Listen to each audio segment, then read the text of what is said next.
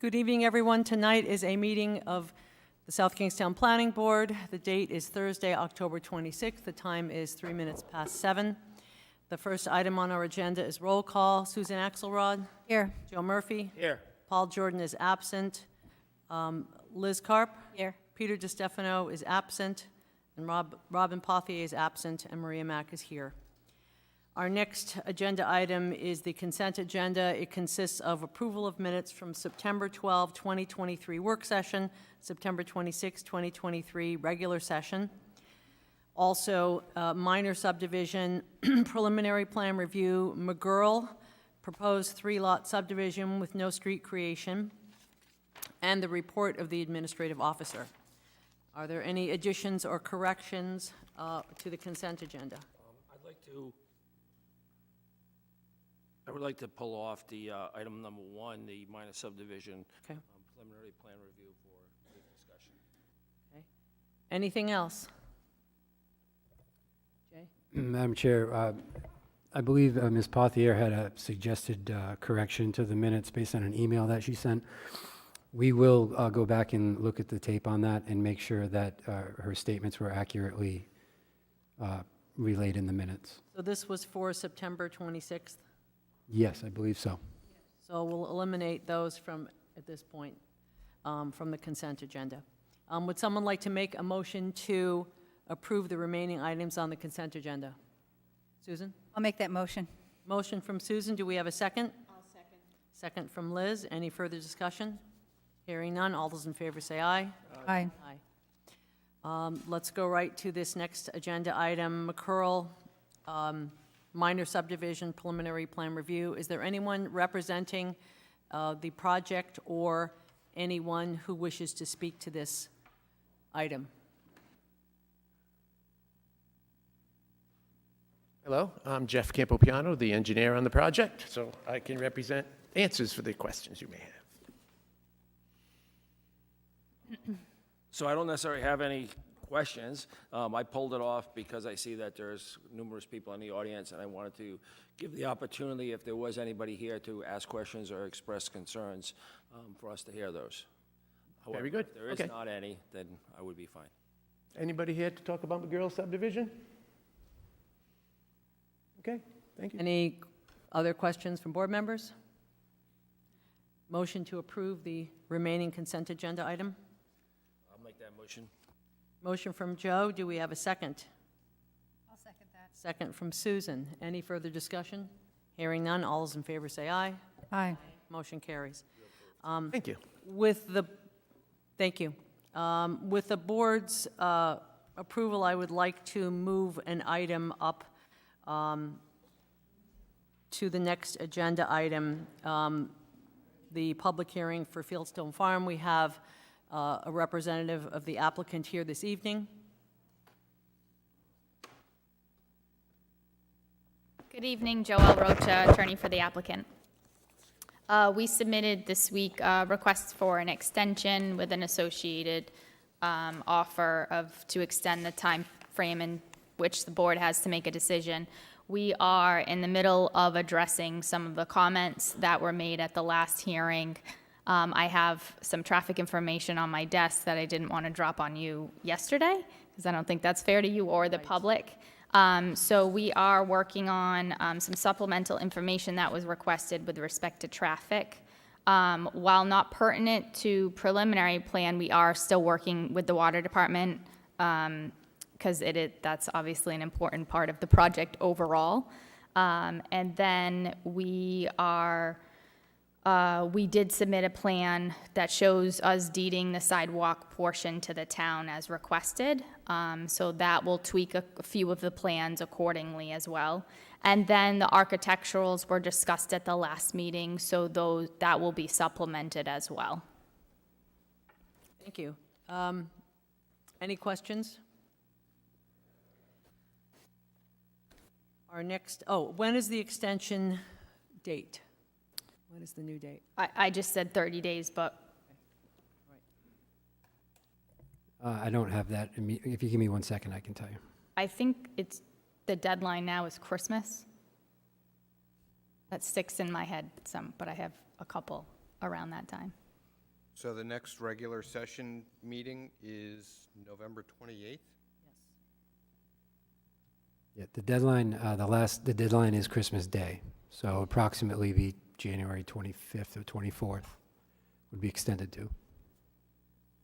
Or the end of that month, whatever works. Would someone like to make a motion to continue this item to our next meeting, which is November the 28th?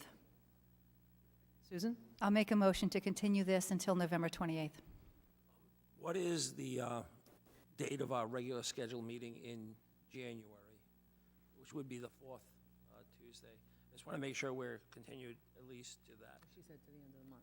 End of the month is fine. To the end of the month, okay. Yep, so that would be the 23rd of January. Tuesday, the 23rd is your regular session meeting, so the 31st would be the last day of the month.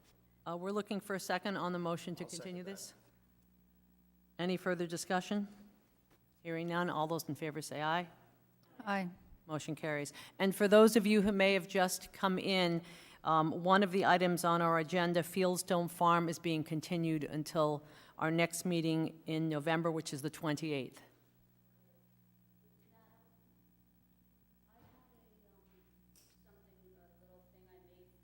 You'll have to, you can either submit it to staff at another time or come to the November meeting and let us hear what you have to say.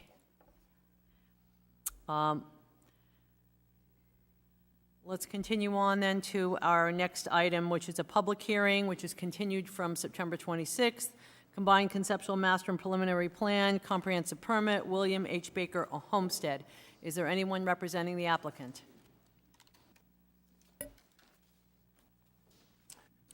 Chris DePaola, I am the applicant, and my engineer, Amy Sonder, is about 4 to 5 minutes out right now. That's what her ETA is, but I'm perfectly happy to start right now. And could you just speak a little more clearly into the mic? Yep, Chris DePaola. So we are, again, applying to split off a lot and create one affordable housing unit. It's a 600 square foot proposed cottage, which is actually smaller than the existing building. Last month, the board had asked for details on the driveway and maybe changes to the driveway situation, and also more details in our landscaping. And I think you have, and Amy has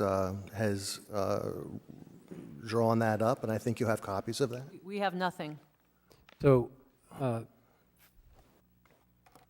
the edification of the board and members of the public, the material that was revised did not meet the deadline to make it into your packets.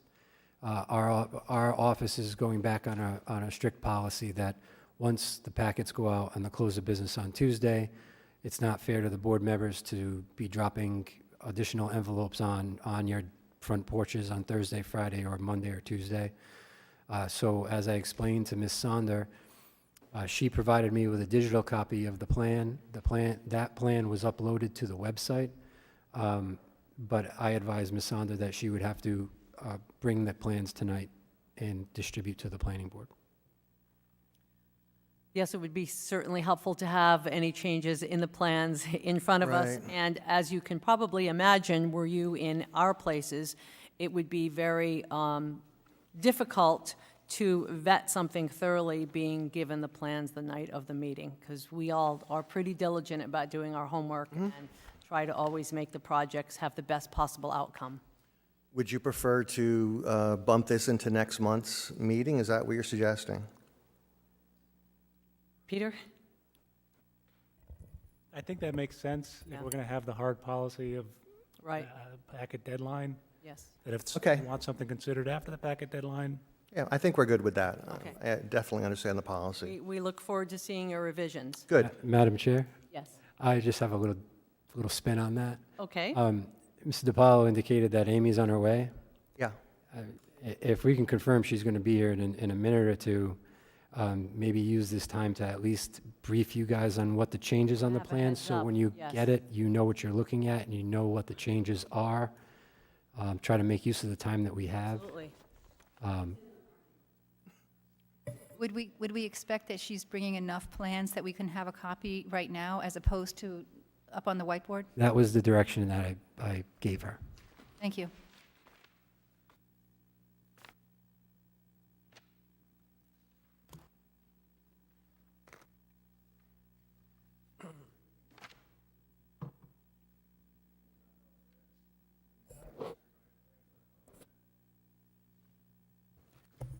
Madam Chair, as I indicated, I received a digital copy of the plan, I believe it was on Tuesday. I uploaded that to the town website, but I did not advise anybody or anything that it was there. I simply responded to the submission that was provided to me, and indicated that hard copies were not able to be distributed because they missed the packet deadline. Yes, exactly.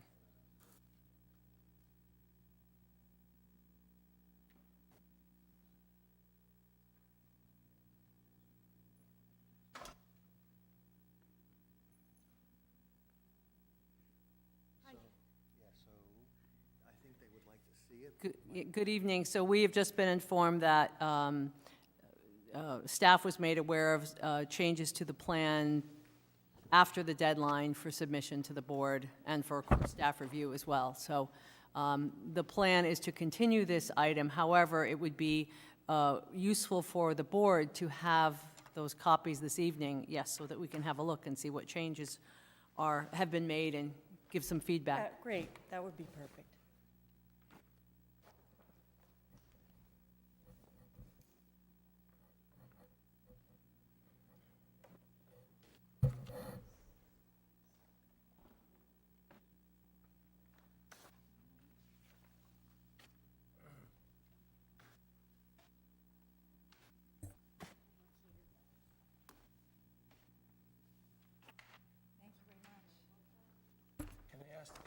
Yes, I was just going to suggest that. Please give those folks, very good, thanks.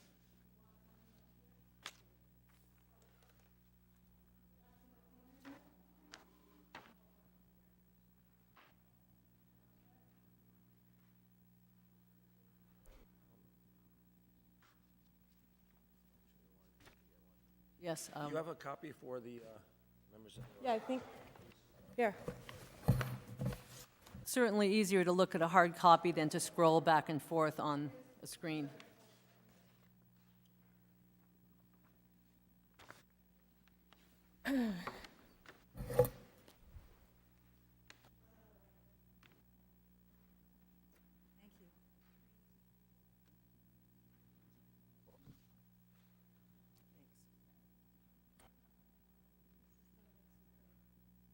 So we've received a page labeled Evergreen Planting Exhibit.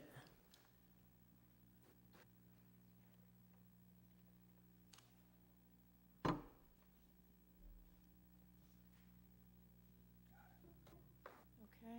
so I'll explain the changes that we did make and the process I went through. So, Just speak into that mic. Yep.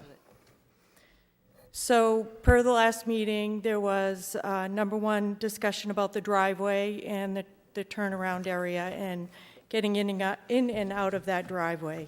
So what we did is we reduced that driveway that comes off of High Street to 2 spaces and gave it more of a kick out to the south there so that you can back out and go. And I widened it to 12 feet.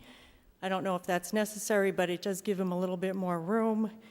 But because it's just 2 cars, it gives a lot more room to back out and go. And then we put 2 spaces, excuse me, on Oakdale, coming directly off of Oakdale. Originally, this property had, if you look on Lot B, it had a full width there, and we're narrowing down for Lot B to only have 2 spaces, but we will take those other 2 spaces and put them on Lot A off of Oakdale. So we still get the same amount of parking spaces, but I think it's easier to get in and out of those spaces that are inside the lot on the north side. Amy, what are the dimensions of the parking area? The parking spaces, I presume? Parking spaces are 9 by 18.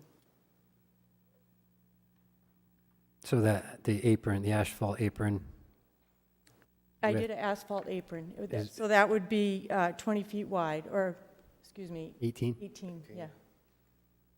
Yeah.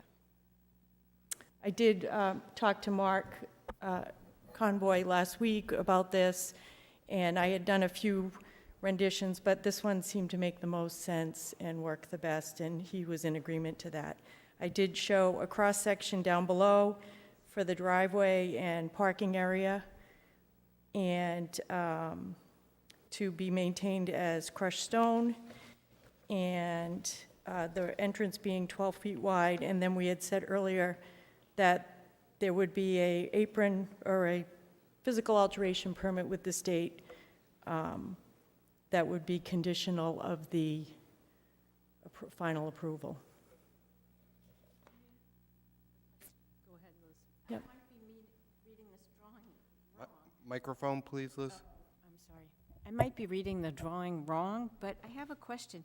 On Lot A, where you added the 2 parking spaces on Oakdale, there appears to be a picket fence on one side. It's existing picket fence. That will be removed, and we'll be putting the picket fence. Figure out how. Yep, we're not gonna, that's existing. We will be putting or relocating the picket fence to the property line. And I can explain, if everybody's comfortable with the driveway locations, I can explain the plantings a little bit. Yes, and the driveway, you said, is 12 feet? 12 feet wide coming off of Oakdale and 18 feet off of, 12 feet wide off of High Street and 18 feet off of Oakdale. And has it been relocated at all, either further north or further south, or is it in the exact same location as the previous? The one on High Street, Yes. same location, I just put a foot either side. I widened it up. Actually, no, I put it to the south, because I wanted to maintain a little bit of width on that north line, actually. So the 2 feet went south. Could I ask a question about that? Hi. Do you have any idea how the square footage of the previous proposal looks compared to the new one as far as impervious surface? And so, on the new plan, it just appears to me like an awful lot of this lot is either rooftop or the driveway with very little other space. Do you know how this compares from one plan to the It's other? probably almost identical, because we just took the 2 spaces that were on the northern entrance there and put them just to the south. So I don't have the calculation, but just because I just took those 2 spaces right out of the top area there and moved them south. The only increase may be that 2-foot sliver that runs from the property line on High Street to approximately where the curve is. So it's very minimal. So I assume you have a plan here where one of the dwelling units would park in one space and in one portion of the property, and the other dwelling unit would do the other. That's what I would, And I would assume that backing out onto High Street is not ideal, but if you did, a traditional driveway with cars stacked, is that an option to reduce that pavement by half? no, yeah. It is it's not pavement, it is a pervious driveway. But yes, you could do a stacking driveway, but I just don't think on that particular, on High Street, you want people backing out onto High Street.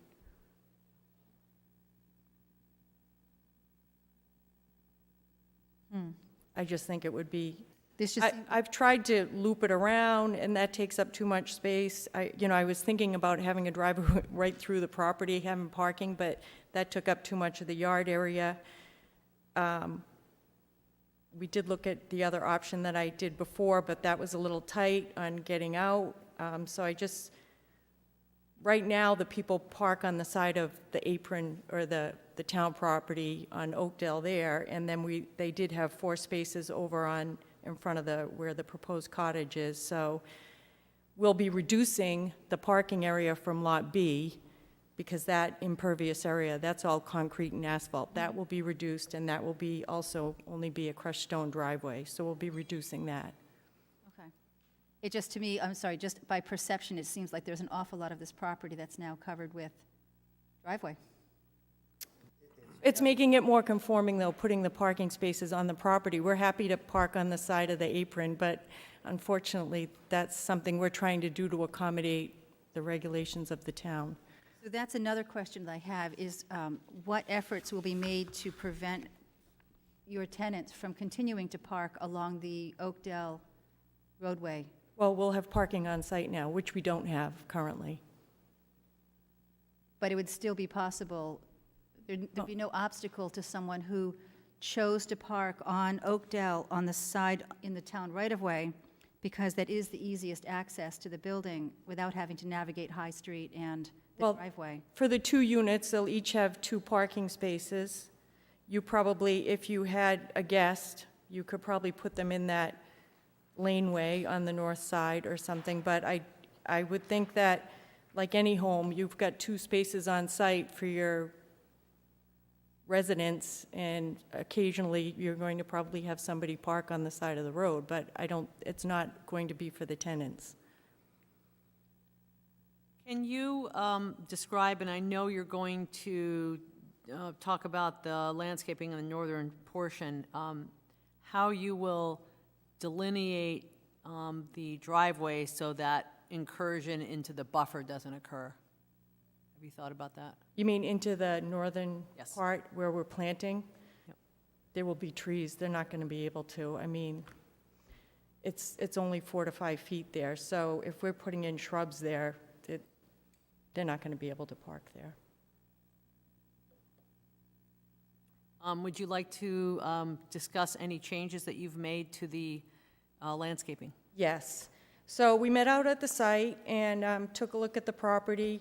I know I have some pictures on the plan there, and I do have some additional pictures of the site as it exists now. I only brought a couple of copies, or 1 copy of each, but if people want to take a look at them, just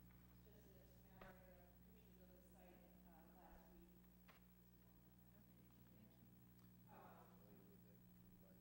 week. So we looked at the property lines now and what existed on the site and where we could infill to make it, we don't want to be cutting trees down that are already there and working just fine for buffer areas or landscaping. So I'll start in the front where we have the large pines, the spruce pines.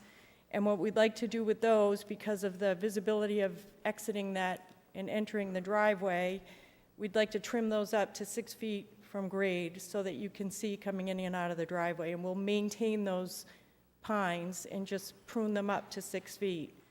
They're very healthy looking. They're something we'd prefer not to cut down. And then along the northerly line on Lot A, instead of doing just as we were talking about last week, just one monolithic row, we're going to do a mix of the dwarf blue spruce, which only gets about 4 to 5 feet high, and that will be thick along that edge where we were just talking about. People won't be able to park there. And we will integrate, I think I threw in some blue spruce. Juniper and cypress? Yep, and then you can see the trees. We did the 4 trees there. Whatever is the narrowest, we'll probably put a mix of in there. But if you look at the pictures, there's only a few areas that will be infilling. There is one, what's that fire bush? Burning bush in there now that we'll have to take out because of the driveway. So we'll take that burning bush out and then replace that with one of these evergreens. It's invasive anyway, so, Yeah, it's pretty right now. yeah. So we would remove that, and then as you go back towards where the 2 parking spaces are on Lot A, we have currently, although one is a bit overgrown, 2 spruce trees in there now, and we will cultivate those and clean them up and maintain those in place. And then I showed a couple of trees on the side of the parking space there which will infill that little open area. And I know the picture's there, but this one is.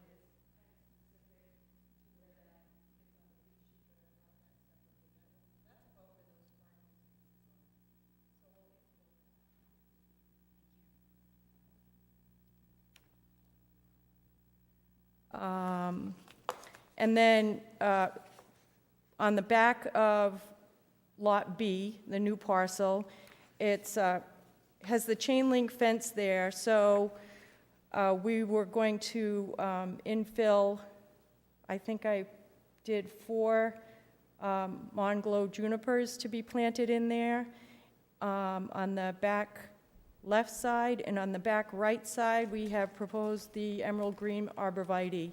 At this point, the chain link fence is there and has been existing, and I think the reason that it bends in that property there is there were a couple of trees, as you can see in one of the pictures, so the chain link fence was brought into the property. I will set a marker there and establish that corner, but we'd like to keep the plantings on the inside of the fence. If the fence is taken down, it would be replaced with a 6-foot stockade fence. I wrote that on the plan. Then coming down the property line on the east side of Lot B, we have a couple of trees that are already existing there. The front corner is the cat tree, which is substantial and on our property, and that would be maintained. And just to the north of that, there's a large lilac tree that's existing, and we will be maintaining that. And then there is an existing 12-inch pine that's about 3/4 of the way back, and we will be infilling there the false cypress, approximately 6 feet on center, and to be maintained to be 4 feet minimum at planting. One of the items that was brought up at the last meeting was the corner marker. I did go out there and I located that front corner marker on the cat tree.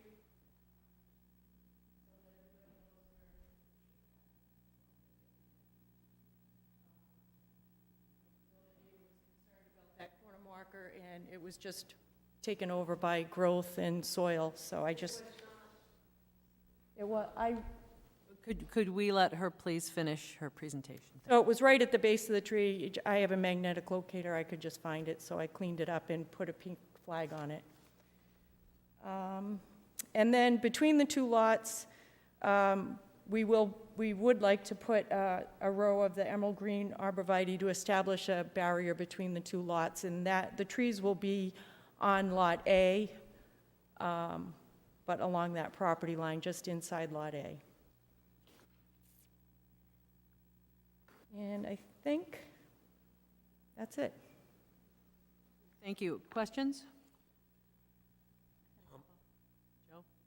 Can you talk about the affordable housing Yeah. component of it as far as the terms of the affordable housing? I have to tell you, Joe, Just restate your name again, so. Chris DePaola, I have to tell you, Joe, you asked me last month, and I kind of stared blankly at you. I was not very well educated on the affordable housing statutes in the state. And since then, I've become a little bit more educated. There are definitely people in this room who are much more educated, and I will gladly defer to them. My understanding is that the U.S. Department of Housing and Urban Development, HUD, has divided the country and the state into different into areas that are economically similar. In Rhode Island, South Kingstown is in an area grouped with Little Compton, Barrington, but also West Warwick and Central Falls, and 28 other towns in the state. So the AMI is a metric used by HUD and Rhode Island Housing for policymaking. The AMI is the area median income. We're very familiar with all What I'm actually interested in is Yeah. the deed restriction, how many years, And what percentage of the AMI, if you are selling it, if you're renting it, it would have to be 80%. And I assume that we're talking about the cottage itself. It's just the cottage, so the cottage is deed restricted for the next 30 years. It's, and we are requesting the AMI between 80 and 120%. Okay, so what we would need is to, I guess what I'm asking is it 80, is it 100, is it 120? Asking for 120%. So 120%, 30 years, and it's your intention to sell the property? Say it again, last question? And it's your intention to sell the property? Yes, yes, I mean, if you rent it, then it's limited to 80% by state. correct. So 120%, 30 years. And it's the cottage. Yes. One of the things that I had asked, I think last meeting, and this just grows out of the concern of the lot being small, whether you would be okay with a condition of approval that limits no further increase in footprint, and also that it stays at a single story. And I think you indicated that, yes, you would be okay with Yeah, it. absolutely. Yeah, I don't think we have a problem with that. I mean, if another owner wanted to do something, they'd have to come back before it, but we have no problem putting that restriction on there for this approval. And, you know, we are conscious of the neighborhood. I know people like to come into the town and build, you know, the largest possible structures. It's not appropriate for this lot. It's not appropriate for the neighborhood. The actual square footage is smaller than the existing building, and I think that that's appropriate. Thank you. I just asked the staff, put that in consideration when you put together your... Just a couple of other comments. As far as this project, as it is a infill project, you want to make it a good example of how infill can happen. And to that end, it's important that the landscaping buffer is not only appropriately planted in terms of size and number, but that, for instance, where you're going to be pruning some significant spruce trees at the entrance, it would be wise to have an arborist involved in some fashion so that you can make sure it's done correctly. And that's also why I asked the question about the driveway and potential for incursion into that which will be a newly planted buffer. So I think I want to look at this a little more carefully before next month in terms of just number of plantings and the species, and assuming that you know that these dwarf blue spruces grow very slowly. I was trying to get something that was low, that... So you have some, right, I understand. Also, in the northeastern corner of the Lot B, it says rebar to be set. Does that mean you're using rebar as opposed to concrete or granite markers? And is that okay with public services? Because I thought we were getting away from rebar, but I'm not sure. That's a good point, and maybe Mark can elaborate. I was under the impression that DPS wanted to see concrete or stone monumentation along public roadway, along public rights of way. I do have rebars where I put their substantial aluminum discs on top. The reason I like them, I don't like granite markers because you can't always find them with a magnetic locator. Amy, Mike? Sorry.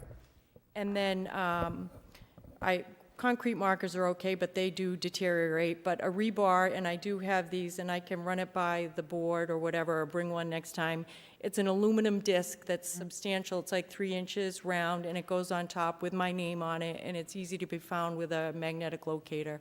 And when you have trees, fences, and things like this, it's, I think, more appropriate in this area. I think in the past, the conversation with DPS was that rebar is more subject to tampering, so that might be why we were getting away from that. But again, I would defer to DPS in terms of... We do have 2 bounds. We have a bound on the front right corner at Oakdale and High Street, and there is a bound 20.91 feet away, one of the old Oakdale bounds in front of Lot 110. which are very visible and clear, the big 8-inch square stone bounds from the good old days. The only other comment that I have is that moving forward, and would certainly welcome staff comments, that the lot improvements be completed prior to approvals, final approvals. Jay, are you? Well, Lot B. I just had a suggestion moving forward that the improvements to the site as a whole be completed prior to. Yeah, I have some conditions that I'll put up on the screen that we can go over at the So culmination that of we're all this. that much more Yeah. prepared for next month. Well, we'd prefer to make the conditions on Lot A be per maybe the final or the recording, but Lot B, in the event that it's selling, we would maybe like those conditions to be per a certificate of occupancy or something to that effect. So Amy, what Yeah. staff is going to offer, is going to require is that the improvements to Lot A, the parking, the landscaping, all the items that you're committed to, including the removal of the parking space, the impromptu parking space on Oakdale, that they be completed prior to the recording of the plan. Once you record the plan, if you were to walk away and not do those improvements, we'd That's have, fine, it's a difficult enforcement action. yeah. This just ensures that those things that you are doing to separate the two happen No, accordingly. we're fine with that. Is that contingent upon approval or the recording? We would get the approval and then do the improvements. You're not 100% approved until you're No. recorded. Okay. So you will be able to get final approval. The final approval will have a condition that says that the improvements will be made, inspected, and completed before the recording is allowed on the project. Can't sell it. Got it. And one more. So that would be, the approval would be on Lot A, not on Lot B. Except for the driveway. No, I don't think so. I think he's suggesting this parking space, Will the you- parking space on A being removed. The parking space on Oakdale, the area that, One that's on Oakdale Road, okay. correct. The- Yes. Thank you. Yeah, done. But this would apply to both properties. This would apply to this project in total. So the driveway where on parcel B, proposed parcel B, that would be the condition of the potential buyer of Lot B, where we're removing that concrete asphalt area. That's not what you were referring to. Let me, Brian, can I take?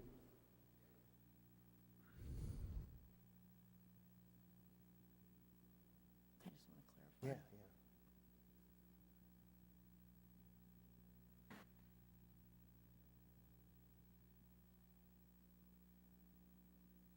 So these are the three suggested conditions for the planning board to consider. Number one is driveways and parking associated with the duplex lot shall be installed per approved plans and inspected prior and approved prior to the submission and approval of the final plans for recording. Landscaping shall be installed in the same manner. Yep. And existing parking in the town right-of-way shall be removed and revegetated, inspected, and approved prior to the subdivision, the submission and approval of final plans for recording. We're fine with those. Good, yeah. Thank you. Other questions, comments? Susan? I have a question about the arborvitae. I'm not familiar with this species, but do you know offhand how big it gets? I did look that, we looked at that, that's the small one. Hang on. And the reason I ask is that you have them planted all in that northeast corner underneath the canopy of some mature trees. And then along the east side, you have shrubbery planted under the pine. But when I looked at the site, that pine looked to me from the road like maybe a spruce or a fir, the vegetation right to the ground. Which one are you referring? On the east edge of Lot B, Okay. between the new cottage and the existing neighbor's dwelling. There's a picture on one of the Like if I pull it up on Google Earth, Hey Jay, would you be able to pull up this site on Google Earth and as a view from Oakdale?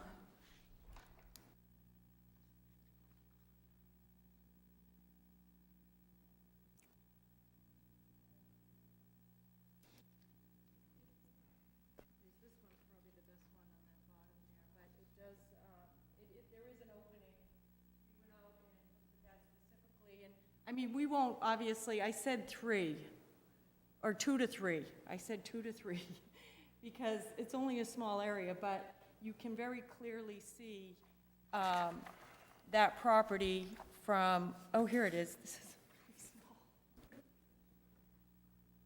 You've got all kinds of things in I your know, purse I tonight. just,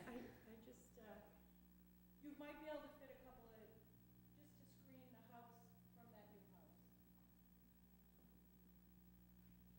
So what I was looking at was the property line to the right-hand side of that, of the garage. Like there, it looks to me like that evergreen that's to the right of the garage is pretty dense and it's far down to the ground. Is it not this? No, this is old because the evergreen and the catalpa tree on our property, but our neighbor Judy pruned the evergreen, I don't know why, to maybe 10 feet high. Judy, is that what you did? 10 feet high, yeah. So, Could we not have? okay, yes, oh, my bad, yeah. Conversation. So that is an old one, but yeah, I mean, it's already been pruned up. Okay. So I guess I wonder about the wisdom of planting an evergreen underneath that canopy of that evergreen. Well, if there's a plant that, Like, I guess, especially arborvitae that can get so big. actually, yeah. That one I did the false cypress, that's not arborvitae there. Could we just Go. wait for, not have the back and forth conversation until the planning board has had a chance to have questions answered? Would it be, may I ask permission to swing by and take a walk next to the garage? Okay. And again, okay. Thank you. having an arborist be part of the conversation would be very helpful so that you don't plant something that's going to interfere with the root zone of an existing conifer. Will there be a fence along that property line, or just the evergreens? I'm sorry, what was that?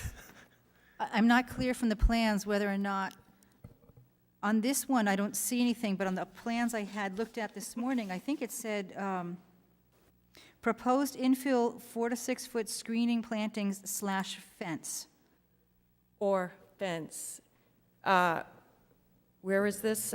Usually I said Again, or I'm still fence. in the same I'm area. concerned that if that chain link fence comes down, No, I'm talking about the eastern edge where there isn't presently a fence. Along the right-hand, on this plan, I didn't say fence there, did I? I did it on the north. Right, maybe you're old. On the right side, it says 2 to 3 proposed false cypress, 6 feet on center, 4 foot minimum, 6 feet, 4 foot minimum to 6 feet after planting. I see where, what perhaps Susan is referring to. It says proposed infill 4 to 6 feet screening plantings / fence. Is that what you were talking about, Susan? this is not the plans you handed us tonight, it's the plans that we came to the meeting with. Oh, yes, so, yeah. These from the last, Right, so the other plan, do you have the other plan? the new one. Yeah. Yeah. I don't say it on that plan. So I don't see it on the new plan, but I do see it on the other plan. And where was this? Here. Oh, well, if somebody wants a fence there, that's fine, we just thought plantings. But I took it off. We'd be fine to, if it's not a tree, to put in a section of fence screening, but you literally have the cat tree and that pine tree, large pine tree right there too, so. Well, you're going to tend to interfere to a lesser degree with the existing trees if you don't put a fence in. Right. That's my concern. So that's why I only put 2 to 3 of the false cypress. I mean, or something similar that might be more appropriate, but is really, we're only going to be able to fit a couple of trees in there. I did not put a fence in there due to the trees that are along the property line. But the existing fence will remain. There's no fence there. I'm sorry, the one on the north, the north. The one on the north, yeah. That's staying. Yep. Other questions, comments? Hearing none, this is a public hearing. Is there anyone who wishes to speak? Please come up to the mic and state your name for the record. I'm going to leave a large plan up here for you if you'd like. Or I can take it down.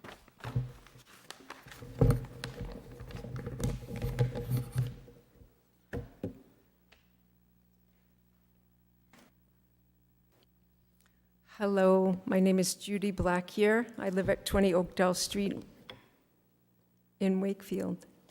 I have some photographs, which I guess I will start. I was instructed by Lynn to bring 8 copies of each photograph, and I believe that you all got emails. I made the deadline with photographs of the street and of the swath of land that part of what we're talking about is actually part of a fenced-in yard of mine. I think you got the map from 1975 that I submitted. You received that. Yes, that shows that a swath of my property, specifically the front lawn of my property, the side yard, and part of the fenced-in backyard, where I have mowed and maintained a clothesline for 18-plus years, is part of this proposed development for the low-income home. So I'm going to show you some pictures. So before you, and the pictures are fine, but it Yes. was made very clear at the last meeting that you're making reference to property that you do not own. Correct. Therefore, It is a cannot civil control. case, yes. Correct. But So I'm, That is okay. beyond the All right. jurisdiction of Let me this say board. that it's fenced We are in. looking at the project as presented and can only make comments on that. Okay, beyond Okay. property lines is not within our jurisdiction. There is a question, what will happen to the fenced-in portion? What is the plan specifically? What's going to happen to the chain link fence that is currently, I believe Let's the see. applicant has stated that on the northern boundary of the property that the chain link fence is to remain. that will remain as is? Okay, thank you.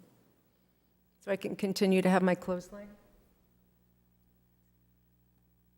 Thank you.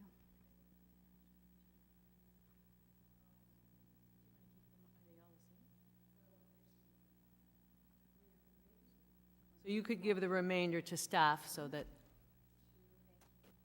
thanks. Do you need these back?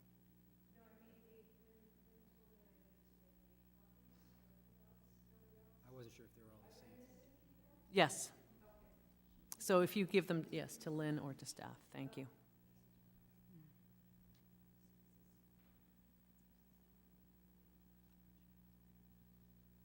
No.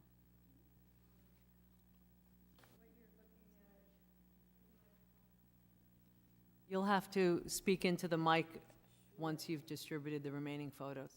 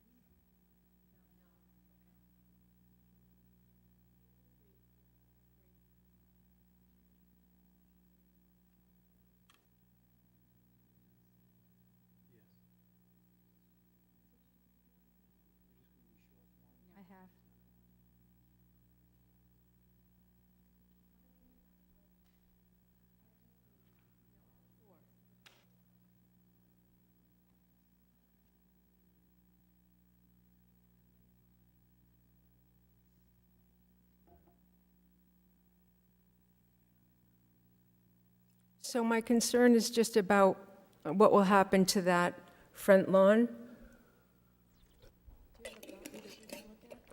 and the backyard.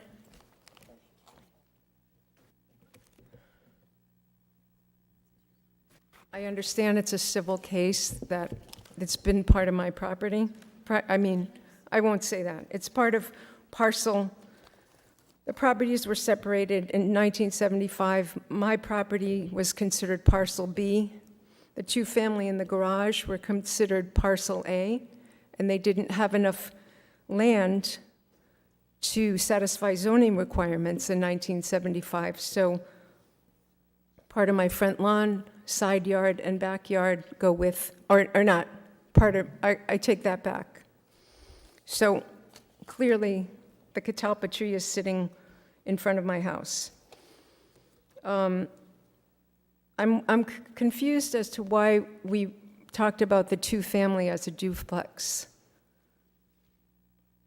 A duplex, I understood, was side-by-side when there was something up on the board. It can be any configuration. It can be any configuration, okay. Because the two-family has one-floor apartment, the second-floor apartment has a third floor with a very, very large space and a bathroom. So the two-family is actually 3 floors, and potentially there could be many, many cars parked there. And I see that they've added 2 more places. However, with a 2-bedroom, low-income home going in, there could possibly be 2 couples living in that 2-bedroom place and 4 cars. There's only 2 parking places for those. I've shown pictures that I emailed to you all of like really hazardous situations where students, families are walking down the road, the garbage truck is on the side, and since April, the first-floor apartment has been vacant. So it's really, if you're looking at the street now, there's no extra parking.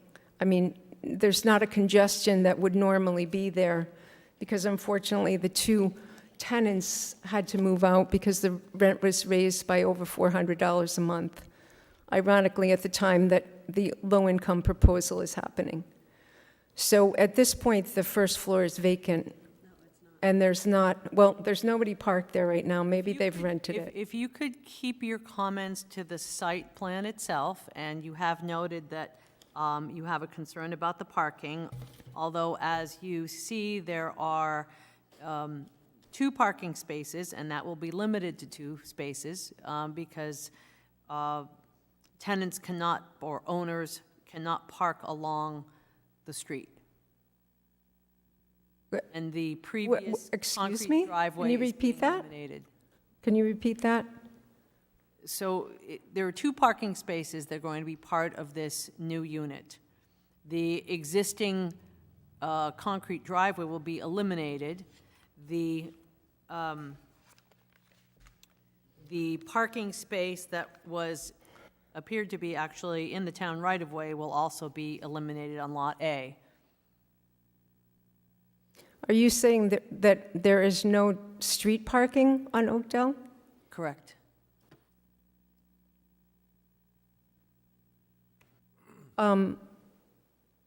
Is that there's no signs up that says no street parking on Oakdale? Is that something that you have started to enforce now? I'm not certain of, well, the planning board doesn't enforce parking violations, but the town as a whole does. Do you see there's construction going on, there's parking? I mean, The photo that you have given us shows a truck in the road, another vehicle, and then people walking in the road. I parked in front of my home for 2 weeks because I was getting tree work done over my driveway. Again, You're getting right. away from. No, the I'm site actually, this is Yes, quite you are. connected, because how can we be saying this low-income housing, the owners of this, or the occupants, are going to park only in 2 spots? Where will their guests park if they That cannot is park correct. on the street? I don't know if DPS or staff has any other comments relative to enforcement by the town of folks parking in the street. Go ahead. I would have to look up to see if which streets exactly have enforcement of parking, no parking. I know it's in the ordinance, but I just have to find out. Yes, and you could have that for us at the next meeting. Yes. Do you have any further? Yes, I don't think we can even consider this until we know if there's and by the possible to way, park on the street. If you want to refer correctly to the proposed cottage, it's an affordable housing unit at 120% of area median income. It is not low income. Just so that you're Okay, using oh, yes, correct it's terminology. affordable. Excuse me, I'm sorry about that.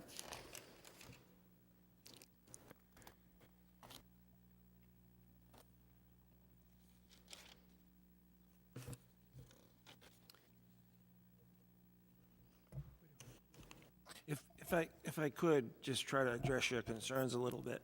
They are proposing 2 parking places for each unit.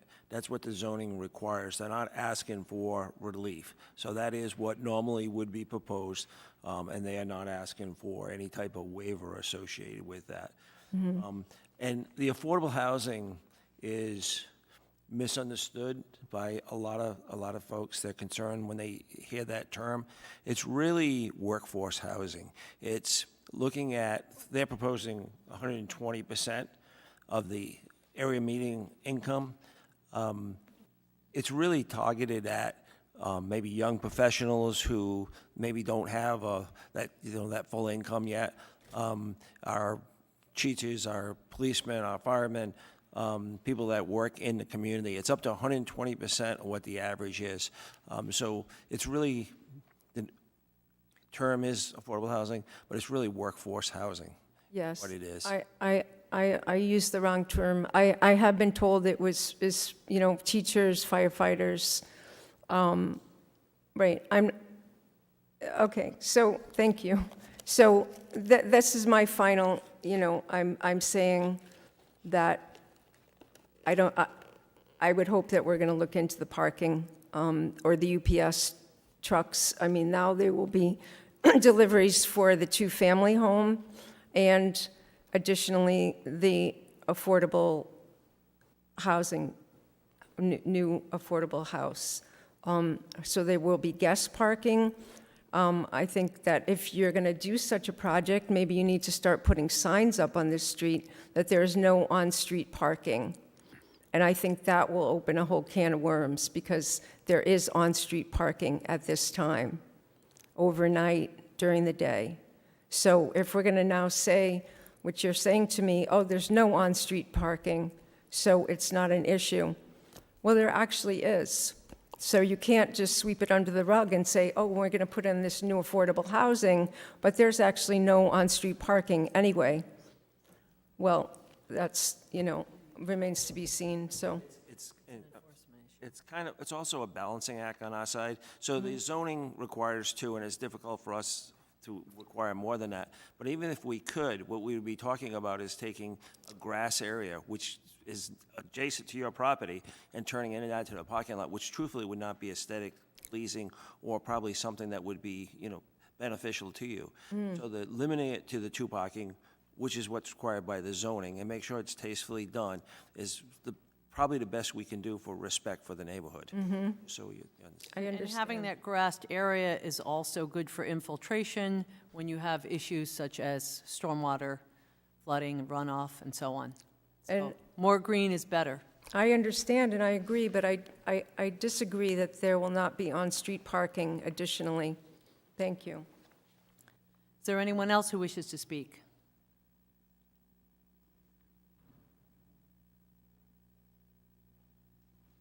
David Goss at 240 Church Street, which is really just at the other end of Oakdale. So just a quick question, but maybe not an easy answer. Is this essentially 10,000 square foot zoning not going to be enforced anymore? That now we can open up to, if I have a 10,000 square foot lot to develop, I can now get 2 lots out of it? Good question. At the last meeting, I asked legal counsel to clarify what a comprehensive permit is. A comprehensive permit is something that is allowed by the state, and any community that has not reached their 10% number as far as affordable housing is concerned is subject to comprehensive permits. A comprehensive permit can ask for double, triple, quadruple the normal density zoning allowance.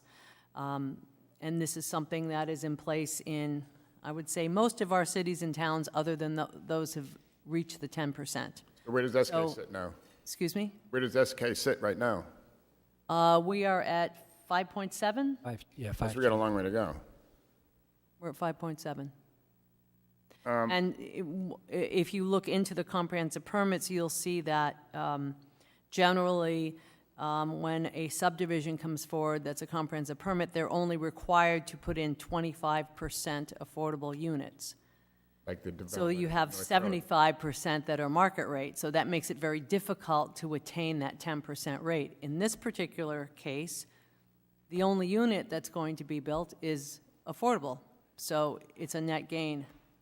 So this is an affordable place being built. How is is there a cap on the selling price? As Depending you on heard, the AMI and then- 120% AMI. So how yes. does the purchase price come out of the AMI? Peter, do you have any insight on So, what the? Only generally, but there's a table that's created by Rhode Island Housing, and so if they say they're marketing it to 120% AMI, there's a formula they apply that will cap what they can sell it for. What is the AMI of SK? Excuse me? What's the AMI of SK? I believe it's around 80? Is that correct? 100% AMI?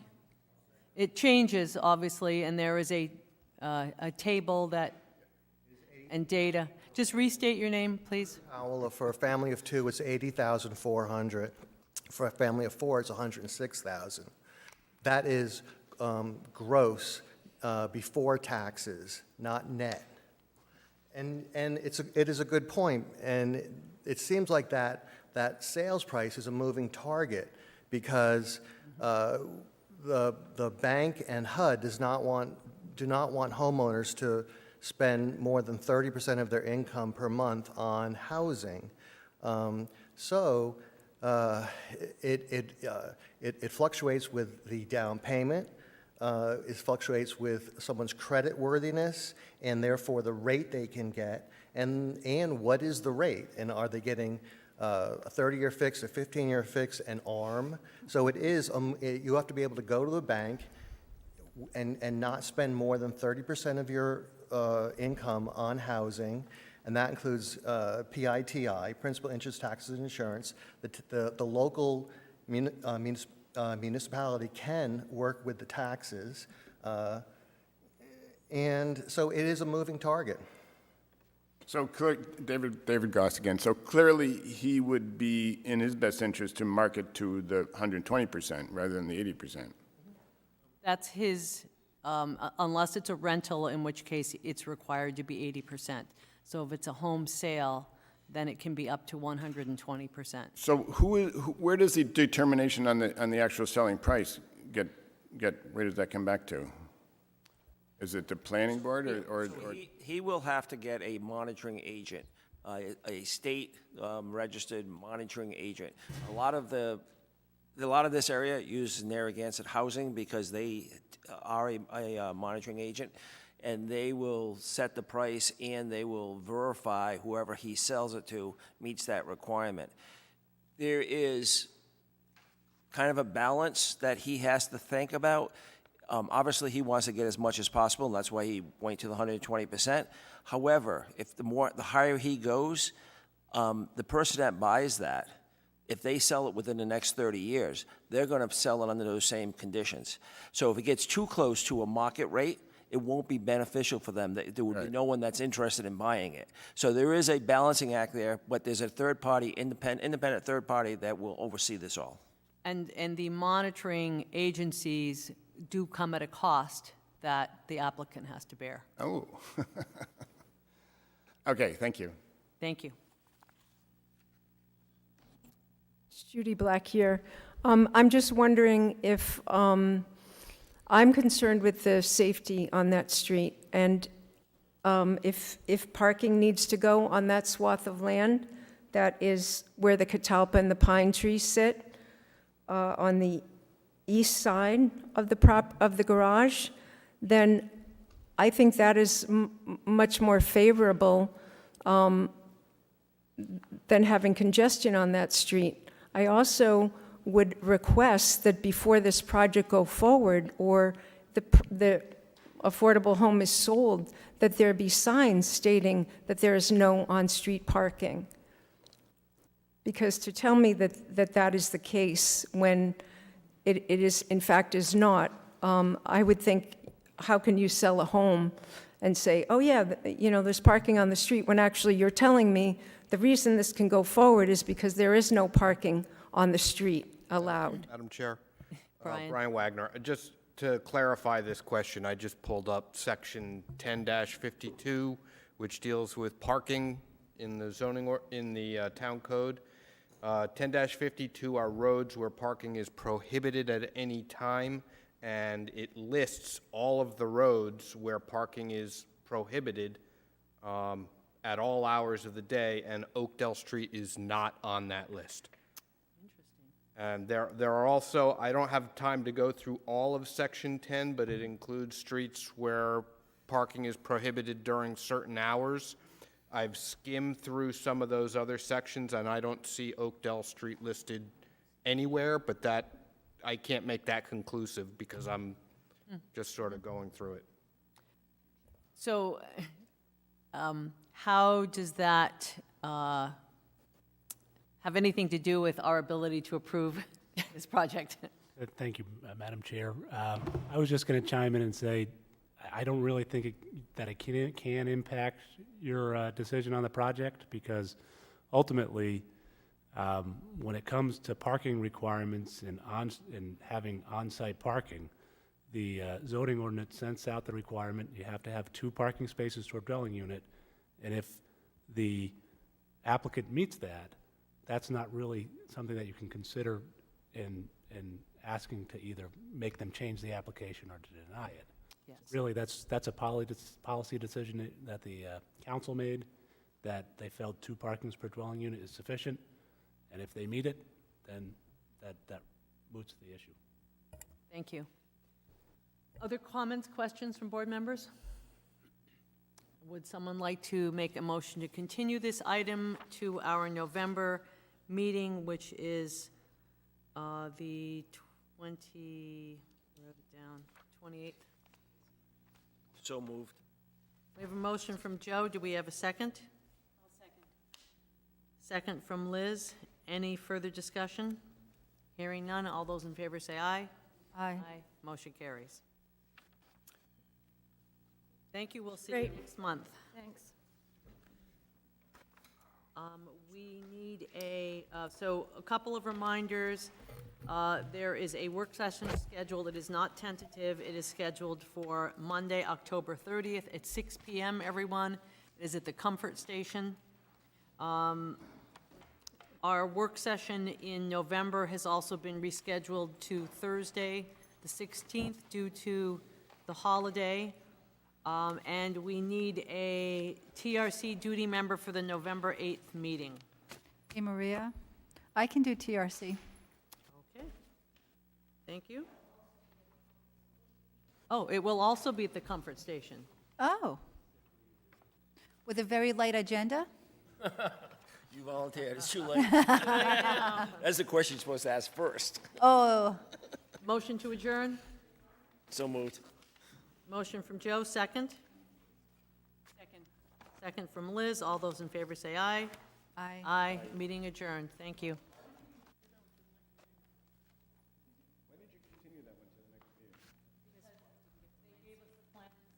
Tonight.